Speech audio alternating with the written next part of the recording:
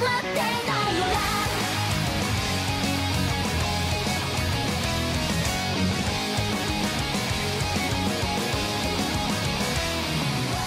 going on, everybody? My name is Tyler. And my name is Luke. Oof. Changing it up. A little swap up. I was off like daydreaming about something else, and then I was like, well, I gotta say stuff here. Who am I? And welcome to episode 38 of Holy Heck, I Really Like Love Live, our podcast where we go in depth and discuss every single Love Live song from the very beginning until right now. And we're back on subunits. That's pretty hype. My nickname in high school was Bill, so I could have just said that instead. Yeah, I think you should actually tell that story sometime. Just like, I mean, it's less of a story from what I understand and more of just the thing that happened. Yeah, there's just this guy when I kind of changed schools, and he was like, your name's Bill, right? And I was like, no, my name's Luke. And he was like, I think your name's Bill. And then just everybody in band class called me Bill, and then I was just Bill for like 6 years throughout all of middle school and high school. It was weird. Everybody called me Bill. I've seen people on your Facebook actually say the words, like, it's so weird knowing that your name is actually Luke and not Bill. Yeah, like this was a 100%, like, I was Bill. My teachers called me Bill. Football, the only place that didn't call me Bill was football. Everybody in football called me Luke, but other than that, yep, Bill. Well, okay. It was weird. Well, all right. Anyway, so how about Love Live? Last time we asked you guys, what in your opinion do you think are some of the most iconic songs in Love Live? And we got one coming in from Clara, or Kurara, which is a new commenter, apparently, as of like last video after they got done watching all of our old stuff. So hey, we're happy to have you be a regular. That's pretty awesome. It's kind of hard to make a list of the most iconic music after years, but one song that is really iconic for me that you didn't talk about is Sunny Day Song. This one is iconic because it's one of the first ones I listened to, and because a lot of people dance to this one. The dance is made for everyone to dance to. Yeah, we kind of had like a tough time making our list because we had to like distinguish whether or not it's iconic because we think they're like awesome or it's like they're special to us, versus iconic in like the sense that like everybody actually knows this song and like it defines Love Live. But the example Sunny Day Song like totally works in both aspects, given the fact that it was like, you know, everybody danced to it at the final live, like they showed everybody how to do it, and it was just like a really, really special moment in Love Live. And while, you know, outside fans or outside non-fans might not know about the song, it's really special for all the fans who know about, like, you know, everyone was dancing to it. It was really great. So really great among fans, I'd say. Right? Yeah, it just comes down to what you kind of quantify iconic as. I kind of like qualified as songs that help bring more fans in, you know. So. What about you, Luke? And you, I got kind of two. We got one from Zetsui 380. They're all iconic songs. Oh, in all caps. I wanted to say it. I'm glad you did. That's a good one. That's true. Every song is great, and they're all perfect. Then we got one capital letters. Yeah. Then we got one from Muse 999. Personally, I think Mirai Ticket is a really iconic Aqua song, but time will definitely tell when. But time definitely helps when finding the most iconic songs. That's totally true. You know, 3 or 4 years from now, we might look back at some of these Aqua songs and be like, wow. Those ones are the big boys, you know. Who would have thought the Tuba song would have made it? Yeah, that's why I have trouble putting Aquas in. We just haven't had enough time with them to like truly tell what are the ones that will stay with us when it comes to Aquas. And they also said Luau Deng will win MVP. That's a joke, obviously. Unfortunate. Remember when that guy was an all-star, Tyler? Man, injuries, man. Yeah. Injuries in the NBA, they'll just ruin you instantly. Yeah, and then like what happened? Like Papa John didn't like him. Yeah, I don't think Papa John was a big fan. Because he wasn't playing football. How about that Lily? How about them sports. Lily Whitesters? I don't hate sports. I just don't know anything about it. You hate sports? This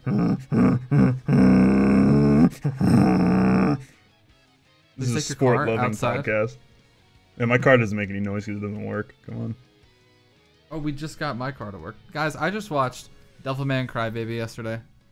It was pretty awesome. I liked it a whole lot. Would recommend. Real short.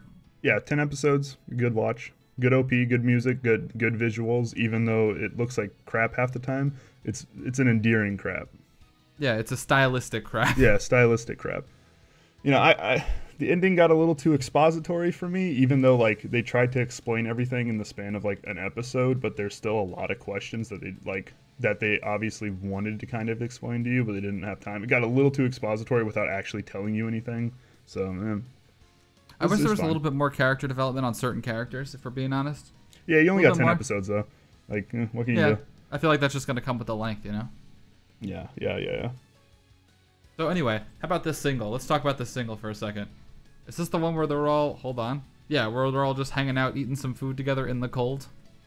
Yeah. They're all hanging out. I think they got some coffee. drink. I think they all got Yeah. drinks. Yeah. I think this is the one where Nozomi's just making the cutest face of all time. She's just like she's kind of fascinated by fascinated by something. I like when I first started playing SIF. I think it was Sora Tooku more specifically, but that album art was like one of the second intro screens, and so I studied that. I knew it. I had it down. Yeah, Rin is like telling a story. Yeah. Umi is like looking at Nozomi like, "Oh, you rascal," and Nozomi is like, "I've never heard such an enthralling story. Please tell me more." But yeah, wow, what a great album! I'm just like looking at the album art right now, and I hope it's on screen. All three of these album arts are really good from all three of these subunits singles. Yeah, but we got some actually really unique songs on this one. I don't really. Lily White is so weird because they're never like consistently like a genre. Like, I mean, you could say that, like, you know, they go for like the late 80s kind of like aesthetic, you know, like the early Japanese kind of J-rock-ish. J-rock, J-pop, kind of that early 80s, early late 80s stuff, yeah. But we got we got surf rock, and we got, I don't know what Futari Happiness is. It's like it's a mess. Mellow tuba time. We got some masterpieces coming down the pipes today. I actually don't know what you would classify Futari Happiness as. Like, I have no idea. It's like it's meme shit, dude. I don't know. Like, I'm like thinking, like, I'm just going through like the bank of all musical genres I know. I should look at musical genres, and the first one I see is the, all right, wait, ready? Obscure genres of music. I think it's just the most Nozomi song of all time. Oh, it's straight edge music. There it is. That's what it is. Man, if I was one away, I would have gotten neurofunk. There it is. Oh yeah, I think neurofunk's correct. I think it's just the most Nozomi song that's ever existed. Oh man, I guess so. Yeah. Yeah. It's a goodie. Oh man. So without further ado, which one's first? Aki no Anata, right? Yeah, Aki no Anata Sora Tooku is first. So you want to hop into that one? Okay. Yeah, hit that yeet. All right. Hit that surf rock. I've just said yeet so many times ironically now that it's just like part of my lexicon, and I don't know if I like it or not. I feel like I should just like dab every time it happens. Like, ironically, it's hard to explain to people. Like, when my sister was having a Sweet 16, right? She, like, I don't know if you guys have been to a Sweet 16, but like, man, they're like dramatic as hell for like all the things you have to do. So she's like, Tyler, we have to introduce you. I'm like, everyone here knows me. What? And she's like, no, we gotta like, there's like a staircase and you gotta walk down the staircase with your girlfriend. I'm like, why? Like, everybody knows me. And so I like the DJ introduces me first, like, hey, here's Tyler, and like the doors open up and I'm like, everyone's clapping. I'm like, what did I do? And like my girlfriend's right there and I just like fuck just dab. Like, just of course you dabbed? I did. Ooh, hit the world's strongest dab. And like, I know everyone there like knew I was joking, but then I like saw my little cousins who were like I don't know, like 8 or 9, and they're like, Tyler, that was the worst dab. I'm like, yeah, it was ironic. You don't understand yet. We talked for 8.5 minutes here, and I think about 2 minutes of it has been about Love Live, and that's fine. We're having a good time. Anyway, here is Aki no Anata no Sora Tooku. Let us know down below which story of those is your favorite.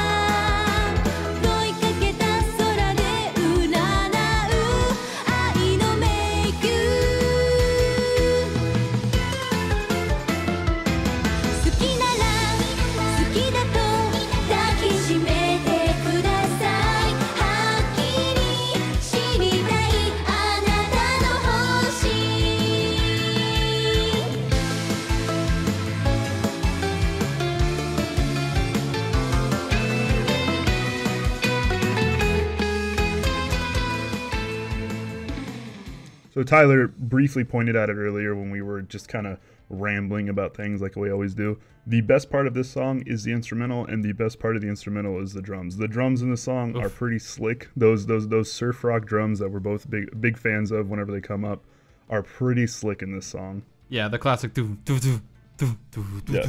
do. They're super good, and they're always there, doing well. There's a couple points where the drums kind of like take over the instrumental, hit that, hit this big drum line, and it's sick. Yeah, just the fills. I think this whole song is just, I don't know. I don't like we've talked about surf rock elements in other songs where it's like they took this from surf rock. This song is just surf rock. Like they went to the beach, they recorded this song. No, like this is by far the most surf rock song in all of Love Live, and that's really cool. It's just like there's so many really cool elements of surf rock in here that like are just staples of the genre. Like the big low E is the lowest string on guitar. And then if you hear like the, like that's what happens when you slide down from like the top fret of low E. You know what I'm talking about, Luke? Yeah. I know what you're talking about. The big slide down. It's before like choruses and stuff like that. Mm-hmm. It goes on before choruses, right after the bridges a couple times. Mm-hmm. But I think the really, really cool part about this song is how they merge it with like actual like really Asian sounding kind of like instruments and things like that. Like we have a we have a shamisen in here, which if you don't know is the Japanese looking guitar that has 3 strings. We have the koto, which I think Daya is supposed to play in the deep lore, but that's the manga lore. Yeah, that's a little it's a stringed instrument that's like out in front of you as if it's like a table, you know the one. Yeah, and you lay it down in front of you and you play with a big pick, right? Mm-hmm. And it's like I think all the Japanese string instruments just have massive picks. I know the shamisen was. I don't know about the koto. Maybe is the koto the one that you have like a pick on each finger? I think that's the koto. Yeah. Yeah. And you have a pick on like each finger. And no, the shamisen you play it with like a brick. Like, but I think it's with really, a shaped brick. I think it's cool because they layer it over the top of like organs, and of course like traditional American sounding surf rock, and I think that's like the coolest thing. It almost gives it this like slow kind of cold, surf rock sense, where like surf rock, this beach music that you go out and play, the Beach Boys, and everything. While this feels like almost like this like winter surf rock, which I think fits well. The vocals kind of match that also. They're not super high tempo, super fast, but there's still like quite a bit going on in the vocals. A lot of echoing, so like an echoing happens a lot in surf rock songs, especially in the vocals. And but everything just feels slower paced, and so it kind of fits the theme of this album. It's this winter album. They came out in winter, and it just feels like winter surf rock. Yeah, actually, it's funny you say that because all the lyrics point to that exactly. They're talking about like summer memories and how they wish they were here right now. Like the traces of swimsuits aren't fading, the sandals aren't being kept away, the summer colored memories, blah blah blah blah. I want to experience our season once more. So it's very much what you were just talking about. This is just the saddest surf rock song ever. Yeah, is there? they want to perform this on the beach, but instead they have to perform this on the cold, frozen lanes in Tokyo. It's funny. Have you ever actually been to a beach in the winter? It's like actually the most depressing thing. Yeah. Well, I mean, it's like weird in Alaska because I live in landlocked Alaska, and so our beaches are just landfills. So it doesn't really count as the same. We for our senior cut day in high school, back when I was in high school, we went to the beach, and I don't know if you guys remember Hurricane Sandy that like devastated the East Coast, but specifically the Jersey Shore. We went there and we were like, wow, fun beach day. And we went there and it was just gray. It was cold. There was like plywood on the beach. Like part of the boardwalk was just off. I have this really eerie picture that I'm certainly not going to be able to find to show you guys, but it was like a part of the boardwalk that was just ripped off, but the arch with like the name of that section was there. So it was just like Fun Town USA. And then it was just a drop off into the ocean. Like that is not Fun Town.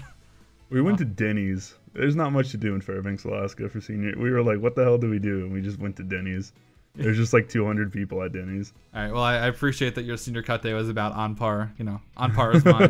Yeah. I think we wandered around. There's a high school right next to the high school I went by, and we just kind of wandered around their halls for like an hour also. You just went to their high school? Yeah. All right. They weren't like our rivals or anything because they were a really small school, and it was like a technical, school. And we just kind of wandered around until we got kicked out. It's like, I don't know if that would fly now. I think you have to have like a pass to get within like 50 miles of a school now. Yeah. But as for the rest of the song, I like talking in Muse songs when they're not interrupting themselves. If we're being honest, like love novels, looking at you, like interrupting yourselves in the chorus. I can't stand it. I've determined that love novels is a song that I love to hate. I don't know if I've like cleared my name with that song anymore. Don't hate that song, just love to hate it. During that instrumental bridge that they have near the end, that talking doesn't take away from listening to the cool instrumental stuff that's going on, but it's just like gentle and soft enough where they're you're able to hear them, and it sounds kind of nice, you know. It adds to the instrumental more than takes it away, which happens a lot in those talking parts. Where they hurt the instrumental bridge rather than help it. Right.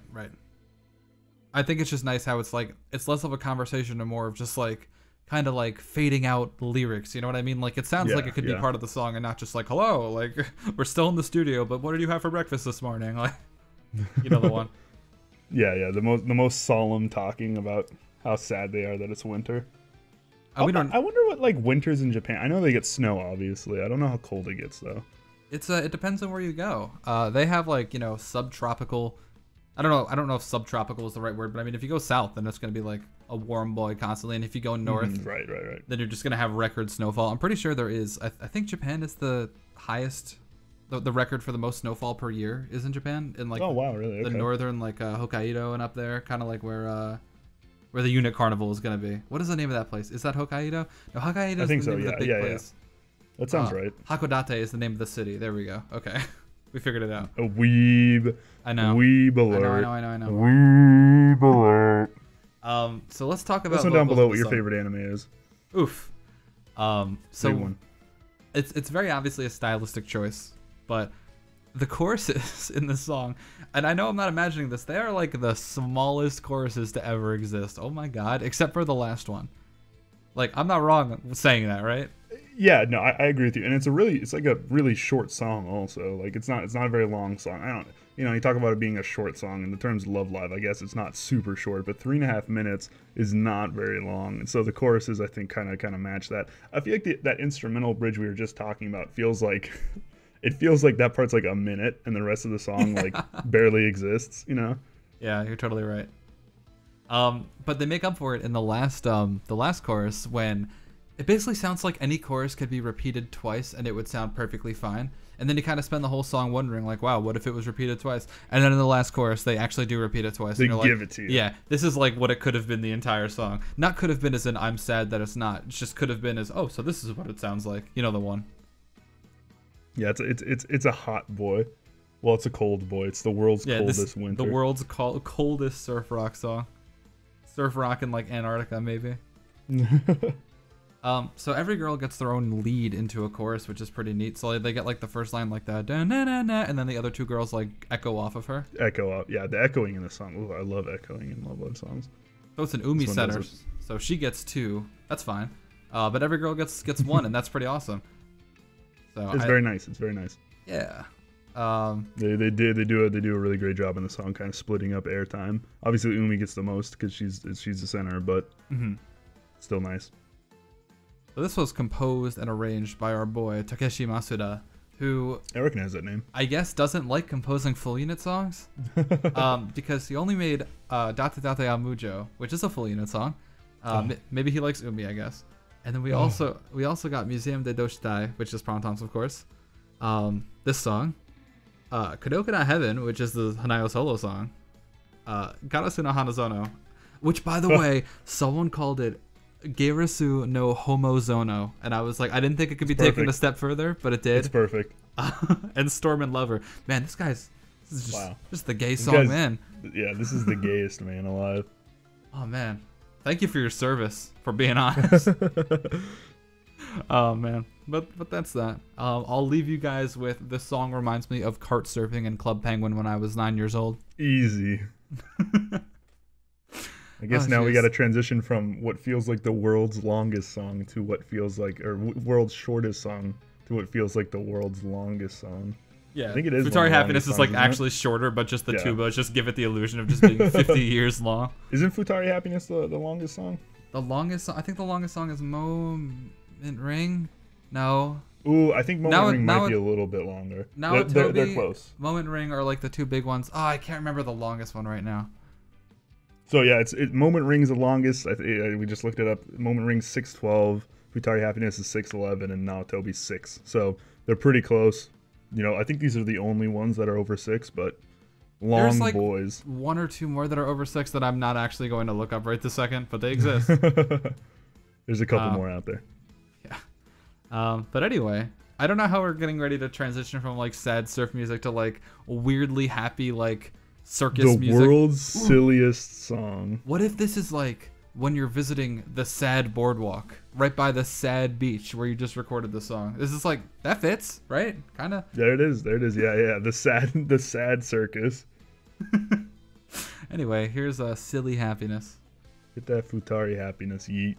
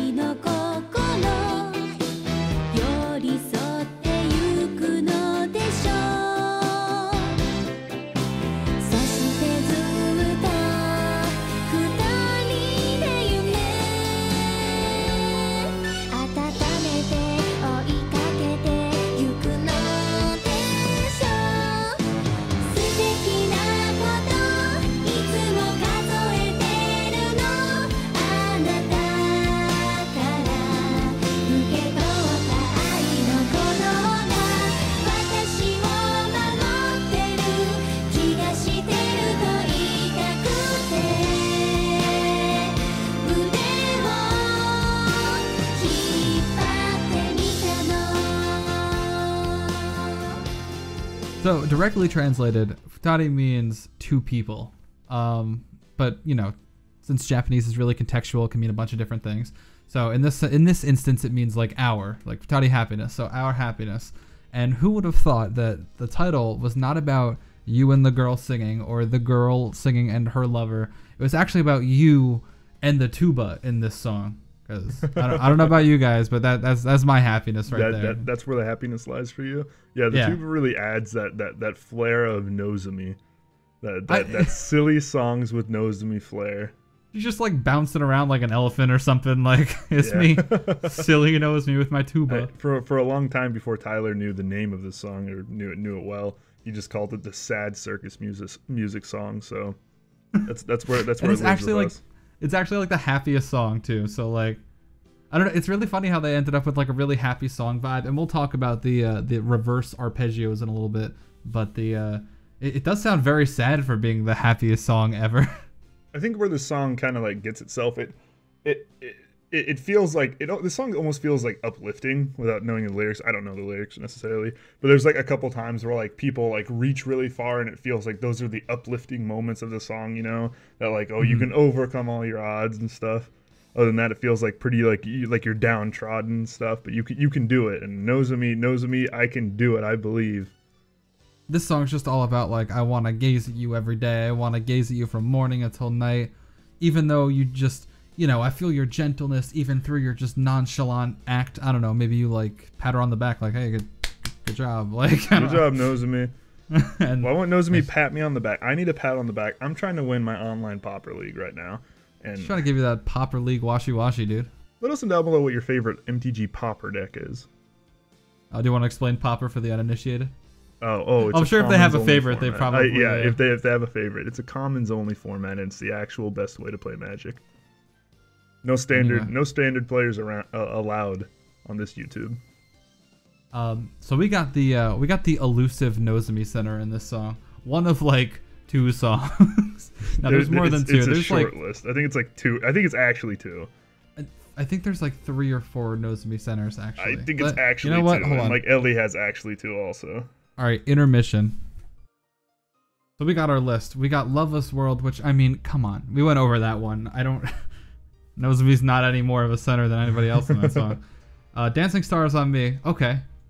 Like, fine. Yeah. Have a nice day. The Halloweeniest song of all time. Shiranai Love, Oshiete Love, Only Live, and Futari Happiness. So we got four Nozomi centers. Yeah, that are really kind of not, but I guess they are. Sorry. Also, Rutashi Kisuki Shiteru. That's Nozomi as well. Yeah, so I guess it's a very short list. I think Ellie also only has like 5 or something. So we got it right here. Mermaid Festa 1. Is that just Ellie? Yeah, it should be. It should be because she does have the predominant solo at the end. Loneliest Boy, Angelic Angel. Loneliest Boy. Natsuo Wananaide. That's like a super Ellie center. And the one we're gonna do next week, Huyuga Kureta Yokan. Yep. Yeah. So she's got 5 also. Man. The gays are together not on that one. Not too good to be in those 2 people. But unlucky. I did a chart one time and like Hanukkah had like 30 something. Yeah. Feels good. The classic. Oh man. Like we were just saying though, since Nozomi centers are never Nozomi centers with the exception of like 1 or 2 of them, we got group solos all over the place in this song. Plus like, I don't know, Rin's, I think, maybe it's just because they're so spaced out and the song is 20 minutes long. I think that's what it is. I think it feels like you haven't heard like just Rin by herself in forever because the song's 6 minutes long, Yeah, so Rin doesn't sound like she's in the song that much, but she is, but she's so spaced out that it sounds like she's never in the song, aside from the group parts, obviously. I think it's very, I don't know. If you add it all up, Rin probably does have the least solo time, but I don't think it's that much less, Umi's got a pretty long solo at the beginning of the second verse, but Rin's got like 2 decently sized solos, and it's fine. Not everybody's going to get a minute and a half like Ellie did. But like the thing about this song is like I feel like the song was made for Rin. Like it's like the slow song where it's like probably encouraged that they sing as clear as humanly possible. And then they're like, all right, we know just who we're going to give the center to. And like Rin's eyes light up and they're like, Nozomi. And she's like, okay. Like Nozomi, we got to give her something. Yeah. Listen, I don't ever want to sound like I'm complaining that Nozomi got a center because I'm not, but geez. She's nice and she's got I like Nozomi vocally in the song a lot. She's got a lot of really nice reaches that she goes for. She's trying, dude. She's trying her hardest, and that's my favorite Nozomi. Yeah, my favorite Nozomi is giving it her all Nozomi. That's really where we're at. Makes me want to give it my all. I don't know. I've just always, I mean, obviously there is a guitar solo in the song, but this song has 2 instrumental break solos. And not just like one going from like one verse to another, but they just have one in the second verse and it's really quiet and it's really nice and it's really fitting. And I feel like the song could end before that and it would still be fine. Do you get that vibe? Yeah, there was definitely like a moment where we were just sitting around talking, listening to the song, and I was, scrolling through Facebook kind of absentmindedly while listening to it. And I was like, oh, the song's like ending here, even though I've heard the song a bunch. And I was like, no, that's only the halfway point. Like the song is so long and it feels like it has 2 parts where it could end. It just ends twice. Yeah. And then they just pick it up with more singing, and they just with a big old group solo that all 3 of them are singing. I guess it's not a solo because there's only 3 of them, but yeah, a group sing. Yeah, then there's a big old group song. So I did want to talk about the arpeggios in the song, which is anything that's ascending or descending in like a like a kind of nice order, like a bum bum bum bum bum bum or a bum bum bum bum bum bum. And this song is full of them. Holy hell! Like that's the whole motif of the song. We got descending arpeggios all over the place. The bum bum bum bum bum bum. And then like right before the choruses, we got the bum bum bum bum bum bum. It goes back up, and they're all by half steps or like one semitone apiece. The entire song starts with one, the boom, boom, boom, boom, that leads into. That's it. Yeah, you're totally right. Yeah, like the entire song starts off with it and just keeps going with it from there. So they just took that little motif and just ran with it for this song, and I think they pulled it off extremely well. Like sometimes it can come off as like annoying. I know in the Rico solo that we just got, the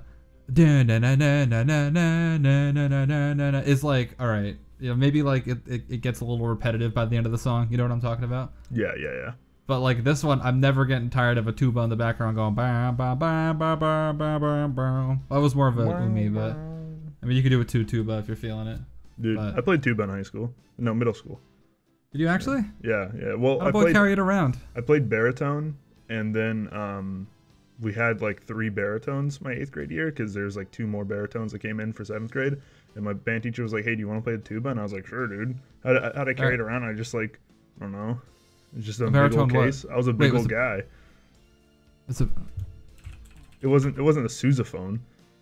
Oh, the baritone instrument, because like I know that's also like a style. Yeah, yeah. No, baritone. Okay, baritone's just like it's just like a smaller tuba, basically. Tuba light. Gotcha. Tuba light. But yeah, it was just a big old tuba, and I just put it in my lap and I played it. Wow. Okay.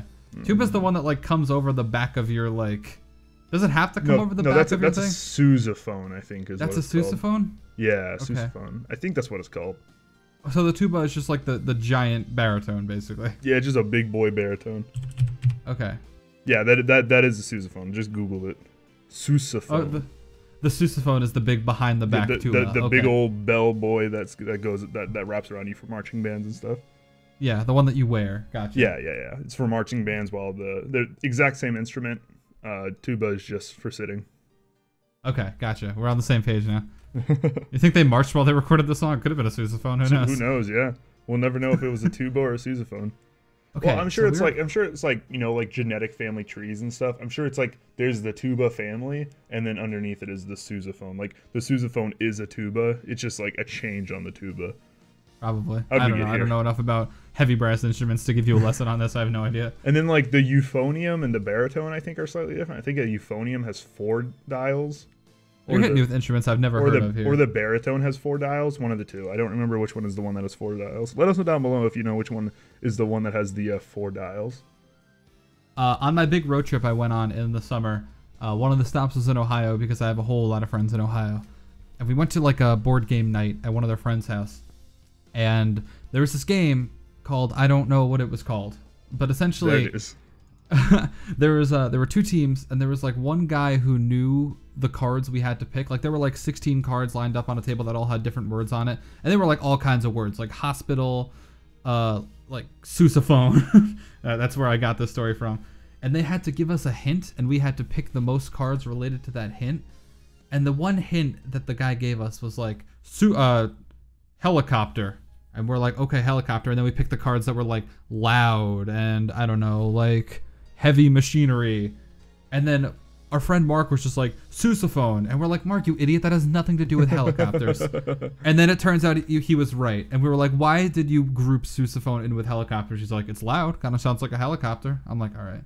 All right, so, I looked it up. Baritone and euphonium have the same amount of valves. You can get 4 valves versions of them. But baritone has a more cylindrical bell, so it sounds brighter, while the euphonium has a more conical bell, like a cone. It's more the sound is bigger. So there you go. There's your brass section, heavy brass section fact of the day. I like brass theory. We should do that a little bit more. I don't actually know if I played a euphonium or a baritone. I can't tell you. I think I played a baritone. I played a clarinet. Yeah, anyway, how about that nose? One more fun fact. The jaws part where it's like that wasn't played with a tuba, that was played with a baritone. There you go. Wow. Yeah. Oh, you mean like the actual like jaws, like the shark? You know that part? Yeah, I most thought people those were would like just say a tuba. Oh, but it was actually a baritone. I don't know if I've ever actually heard the Jaws theme like from Jaws, or just like the million imitations of it on like every piece of media ever. Like you know how they use the Jaws theme in like everything. Like, yeah, everything that's being hunted ever. Yeah. So Futari Happiness, good song. It's Futari Make Me Happiness. I just think it's really cool how they worked in the really like the slow vocals mixed with the tuba of all things, mixed with the constant arpeggios going up and down. I think it's a beautifully composed song. And even if you don't like slow songs, I hope you big appreciate this song, because I sure do. This is a slow song nice that, song. like, you know, I'm not a huge slow song guy. I can appreciate slow songs usually, but this one I can really get behind just because it's so wacky and silly and it's got so many funny things going on. Yeah, and Nozomi's there, and that's always a plus. So our question is, we had a pretty short song and the second longest song behind Only a Moment Ring, and by 1 second. So there you go. So our kind of question for you today is, what's a song that you feel like ends too soon, that you wish you could have gotten, you know, another 30, 45 seconds out of before the song ended? So Tyler, what's your answer? I got kind of a weird answer for this one. I'm gonna go with Self Control by Saint Snow. I know that there's different kinds of music that get different people going. Like, I know we have a lot of EDM people in the comments that'll just get like infinitely hyped up for like some EDM songs. I'm like, yeah, of course I get hyped up, but like the thing that really gets me going is just like a certain type of metal, and Self Control just nails it for me. So all I'm trying to say is, if there was an extra 45 seconds of headbanging in Self Control, definitely wouldn't hate it, is what I'm getting at here. Like, I get so riled up with Self Control, and it's always so funny because it always ends up going from like Self Control to like, I don't know, like what's like a totally not metal song, like Futari Happiness, like that. It's always what it ends up going like in my playlist. So it's just kind of like, yeah, oh, yeah, like any actual like Yozurawa non-demo or something. It's like, oh, the hype is gone. Goodbye hype. So if it was longer, I got to tire myself out. It'd be awesome. What about you, Luke? Mine. This is one that's been messing with me for years. I wanna like it more than I do, but every time Future Style comes on, I feel like I'm just getting into it, just starting to like really enjoy myself, and then the song's over. It's not necessarily a super short song. It's like 4.5 minutes long, but I just want to hear more of the Muse second years and really enjoy that more. I like that song a lot, and I want to like it way more. But every time I listen to it, I just feel like it's over right before I'm enjoying it. And now I'm sad. I can feel on that one. Now I'm sad. Now I gotta go listen to Moment Ring. Yeah, I wish Moment Ring was a little bit longer. Yeah, can we get a couple more minutes of Moment Ring? Can we get a couple more decades of Moment Ring? Ooh. It never has to end then. Oh man, endless parade, endless Moment Ring. A constant stream, just like a stream online somewhere of them singing like new parts of Moment Ring that are being written by the chat. Easy. At what point are we just gonna discuss like, yesterday for lunch I had a hamburger? Like, I don't know. I feel like the lyrics would just like lose their punch after a while. They would start like losing it, but at least they would still be there, you know. Speaking of things still being there, they're recording 2 more episodes of Nico Renpana. I don't know when they're supposed to come out. I think they're supposed to come out at the end of this month. Correct me if I'm wrong, down below. But yeah, very cool. They got together, and you know, there's a nice picture of them holding, you know, their character's CD. So they're getting back together to record 2 more episodes. It'll round it off at a nice clean 100 episodes. Yo, they got to listen to their own things that they recorded early. I'm jealous. Yo, they could just make solo mixes of songs if they want to. Just grab the instrumental and just sing. Easy. I've went on record before saying, like, if I was ever like in a position where I had millions of dollars, I'd get Nozomi to sing like all kinds of songs. Like, just don't even. But anyway, we have a guest next week. Oh, do we?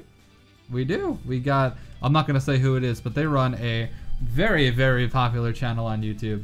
And that also kind of sort of has to do with Love Live sometimes, but not always. So definitely look forward to that. What do we got? We got, oh geez, I don't remember the name of the BB song. Oh no. We got Trouble Busters and Fuya ga Yokan. Oh, there it is. Okay, I knew Trouble Busters. I didn't know the other one. I didn't want to say I one and then be like... I wasn't sure if I was missing a word in there somewhere, but I just went for it. Yeah, Fuyu ga Kureta Yokan. Ah! Close. Very close. I just disappointing. Found it right here. How disappointing. I didn't want to be like Trouble Busters and like, you know, just hit you with the 10-second until I found it. But yeah, Fuyu ga Kureta Yokan and Trouble Busters from BB. I knew I was missing a word in there. Unlucky. It's okay. I always forget oh man, we used to call it Arifureta Kanashimi no Hate, or hate instead of Hate. Hate. And I always used to call it like Arifureta no hate. Like that's like it's the caveman version of the song. But anyway, we will, unless you got something else to say, we will see you guys next week. I love you guys. That's what I love you. Goodbye, friends and family. My sweetest voice. Ooh.